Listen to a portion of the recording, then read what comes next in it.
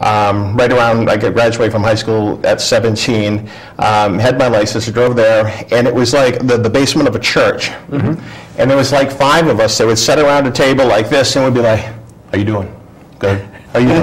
Good. But guess what? We weren't alone anymore. You weren't alone. Right. Yes. Yeah. Right. And that, because I was suicidal, you know, I very easily could have been one of the suicide statistics out there. Yeah. It's almost scary. You know, people, we focus a lot on the suicide statistics because obviously those folks aren't with us anymore. But the attempted suicide and the incidence of self-harm is enormous. You know, I don't think I've met, it's very rare to meet somebody who's honest about their past and the trials that they went through to get to where they are today, where you don't find some escapist, you know, activity, some, you know, self-harming escapist. Drugs, alcohol, you know, cutting, whatever it is. Self-medication. Yeah, absolutely. It's, and it, you know, it all comes out of that feeling of being alone, of you know, of being wrong. And when you accept who you are and all those negative garbage goes away, it's like, how do you argue with that? You know? Yeah, you can't. Right. You can't. You just can't. And that's, I've said this a million times to people. It's like, you know, because there are people that didn't want me to do this. And it's like, would you rather have me miserable? Would you rather have me spend the rest of my life in total misery and probably kill myself? Or have me be happy? Yeah. You know? How hard is that?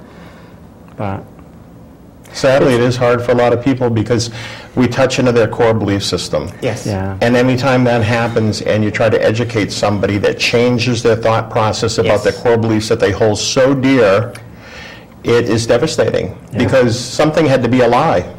Something had to be a lie, and it's either you or their past. That's right. And people get defensive and they want to blame and so forth, and we get the brunt of it, sadly.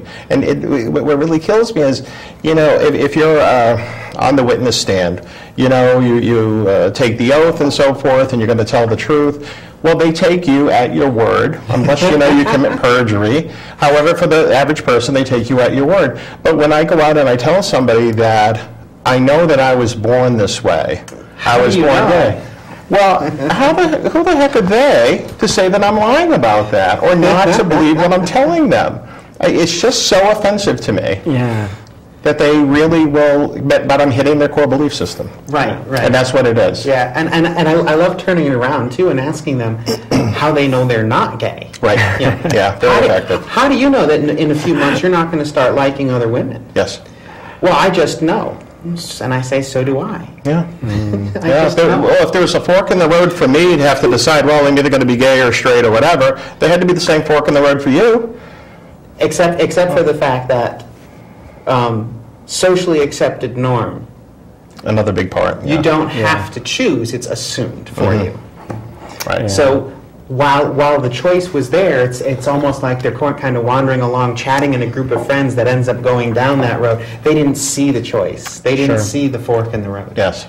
It was there, but it's also a question sometimes of, you know, well, it's not a choice to be gay or to be straight or to be trans.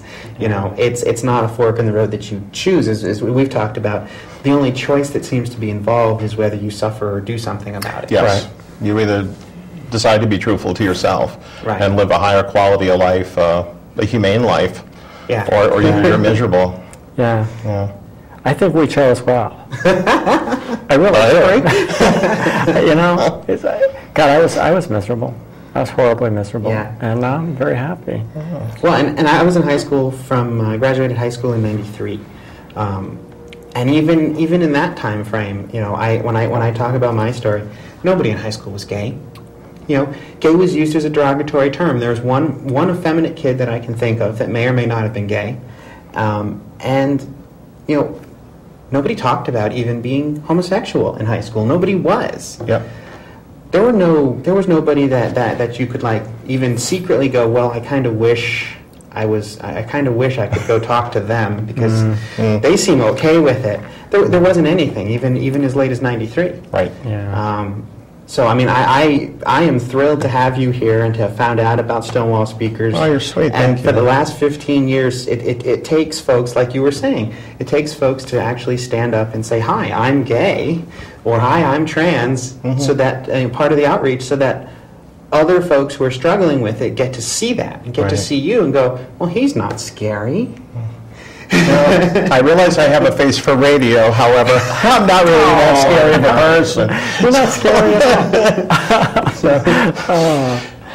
But I mean, it's a huge thing, because I mean, I guess for all of us growing up, there were no real role models or examples. Absolutely. I knew there were things wrong, and I was reading. I was reading voraciously as early as middle school.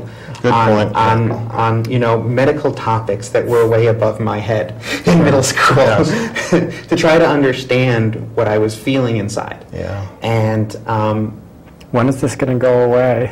yeah, and then even having gone through college, which exposed me to lots of very open people, that got me thinking about, maybe this isn't a bad thing that I have to make go away. Right. Yeah. But then it still took a decade of struggle before I got around to accepting that, I kept trying to find something else, something that wouldn't be, transitioning, publicly transitioning.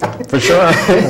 Coming out to everybody in the world, because at the time it absolutely felt like everybody's going to abandon you, and they're going to walk away, and you're going to be It feels like the end of the loneliest world. bastard in the world. Yes. Yeah. Yes. And we've been fortunate that we've had, pretty much exactly the opposite. Yeah. I've had one friend in particular that had a real negative reaction immediately, but fortunately he was married to a good friend of mine. And he gave me the opportunity to talk to him. So over the course of a few weeks, we emailed back and forth. Yeah.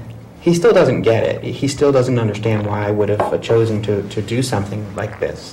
But he got to a point where, from you're never going to be around my wife or daughter ever again, to, well, if this is what makes you happy, it doesn't hurt me. Right. Right. When people can take it away and they know it's not about them, and it really is, it's got nothing to do with them. No. Right. But until they realize and they can give up that selfish aspect, that no, it's really, I want the best for you. Right. And if you're telling me this is what the best for you is, and it's safe, sane, in case it's consensual, they don't have so much of a problem with it anymore. Right. And they welcome you to have a better quality of life. Yeah. I did the drugs. I did the alcohol abuse as a young man.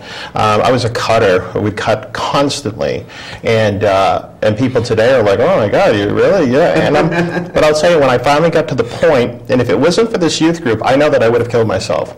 Absolutely. But they helped give me the courage by just sharing a little bit on Friday nights to say, look, you really got to come out to your parents. And so, armed with pamphlets back in 1983, and a couple of books, and no great information like we have today, especially with the web and all this, So I take this information, and I was so afraid that my parents would kick me out of my house. Oh, sure. And be disowned. I went out and bought a house. That's how seriously I took this. So I went out, I hadn't been in my house very long, and I decided, yes, I have to do this. I make an appointment with my parents, which of course was ridiculous because I'd never done that before. And I said, Mom, you and Dad going to be there like Friday night at 7? Well, yeah, what else are we going to do? Well, just set it aside about 10 minutes, I'm going to be over. So already, their antennas were up. Yes. And my folks had me very late in life, 40 and 41.